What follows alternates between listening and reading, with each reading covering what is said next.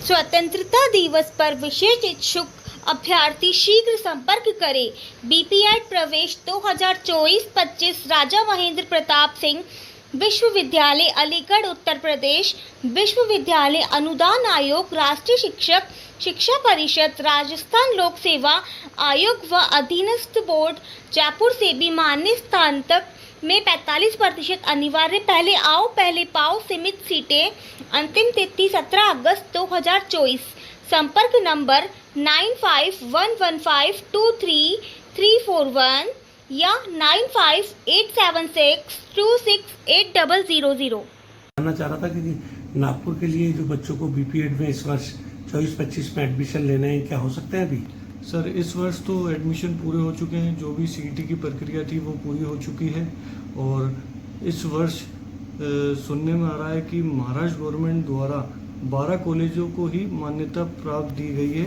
NCT approved college जो हैं, जिनके दस्तावेज पूरे हैं, उन्हीं कॉलेजों को मान्यता प्राप्त दी गई है और उन्हीं कॉलेजों में बीपीएड होगी। इस वर्ष एडमिशन भी बहुत ज़्यादा है, काफ़ी स्टूडेंट निराश ना हों। जिन भी विद्यार्थियों को एडमिशन लेना है बीपीएड में, तो अभी राजा महेंद्र प्रताप यूनिवर्सिटी के एडमिशन ओपन है, 17 तारीख लास्ट डेट है। तो वे शीघ्र ही हमसे संपर्क करें जिनको अपना साल बचाना है। और जो भी विद्यार्थी का एडमिशन नहीं हो पाया है या जिन कॉलेजों में उन्होंने भरा था आवेदन, मान्यता ना मिलने पर उनका एडमिशन नहीं हो पा रहा है, तो वे विद्यार्थी निराश ना हो, वे हमसे संपर्क करें। राजा महेंद्र प्रताप भी गवर्नमेंट यूनिवर्सिटी है, रिकॉग्नाइज यूनिवर्सिटी है। उसके जितने भी अधीन एनसीटी से अप्रूव्ड कॉलेज हैं, उन्हीं महाविद्यालयों में आपका एडमिशन कराया जाएगा और घर बैठे आपकी बीपीएड होगी। अच्छा, इस पे जो फीस हम जो नागपुर में चल रही थी, क्या वही फीस स्ट्रक्चर रहेगा या कुछ चेंजेस है? सेम फीस रहेगी, सेम फीस। दोनों कॉलेजों की सेम फीस है यूनिवर्सिटियों की? हाँ, सेम फीस है। तो कब तक करा सकते हैं हम एडमिशन बच्चों के? 17 अगस्त लास्ट डेट है राजा महेंद्र प्रताप यूनिवर्सिटी की। तो जिनको भी एडमिशन चाहिए वो आपसे सिर्फ संपर्क कर ले। हाँ। कोई माध्यम आपका कुछ है? हमारे व्हाट्सएप नंबर दे दिए जाएंगे आपको, हमारा ग्रुप दे दिए जाएंगे, हमारा आपको ब्राउचर दे दिया जाएगा, उस पर आप हमें संपर्क करें। ऑफिस में आ सकते हैं आप। हमारा ऑफिस एड्रेस है Santosh Nagar, second entry gate, railway station second entry gate, Santosh Nagar, Ajmer. कोई mobile number? 9511523341। Umer Ali.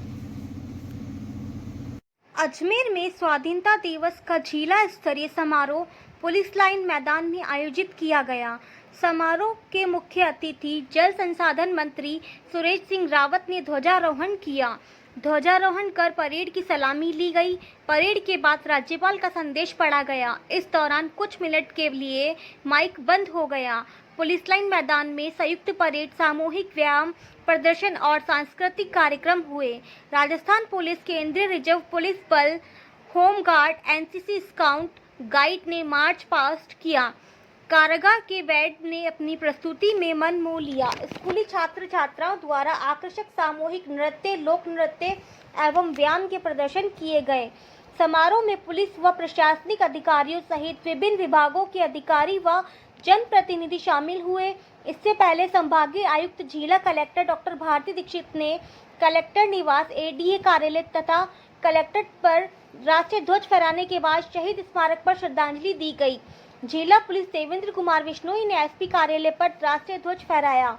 Parade की सलामी के बाद मंच से एडीएम सिटी लोकेश कुमार गौतम के द्वारा राज्यपाल का संदेश पढ़ा जा रहा था। इस बीच 2 मिनट के लिए माइक बंद हो गया, लेकिन एडीएम सिटी के द्वारा संदेश पढ़ना जारी रहा। कुछ देर बाद माइक वापस चालू हो गया।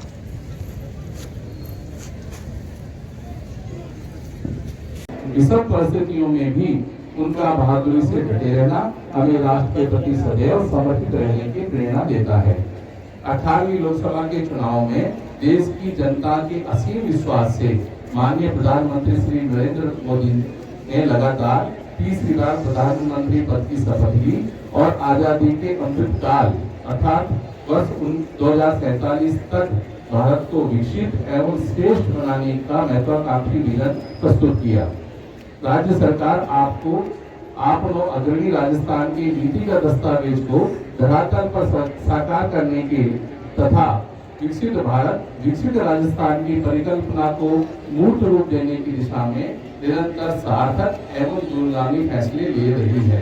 राज्य सरकार ने अल्प समय में लिए गए फैसलों से प्रशासन में बाध्यता लाने, सुशासन देने, मजबूत कानून व्यवस्था, भ्रष्टाचार से मुक्ति, प्रतियोगी परीक्षाओं की साख पुनः स्थापित करने के साथ ही सभी के चेहरों पर मुस्कान लाने का काम किया है।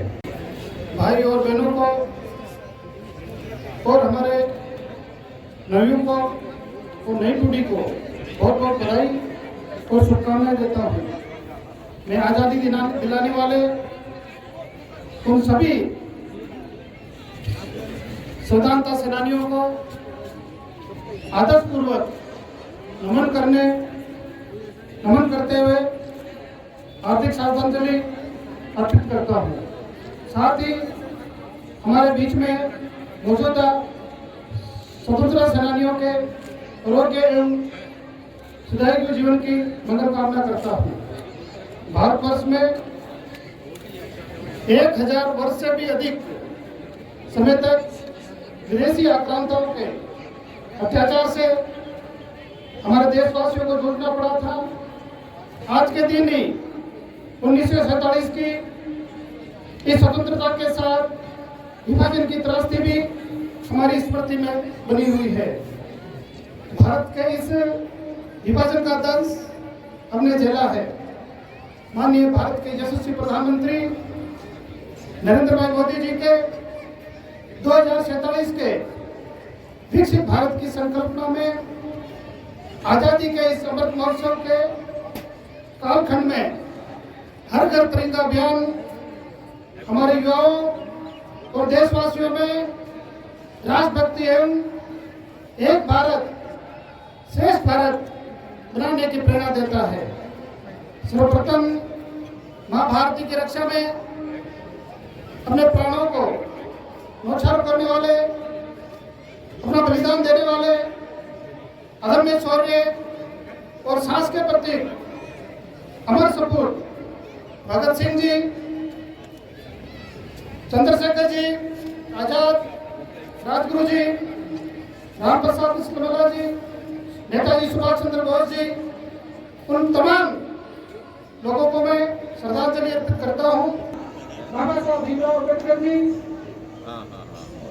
देश का विजन करने वाले सरदार वल्लभ भाई पटेल जी, आजादी के आंदोलन और आजादी के आंदोलन को करने वाले महात्मा गांधी जी को भी आदरपूर्वक नमन करता हूँ।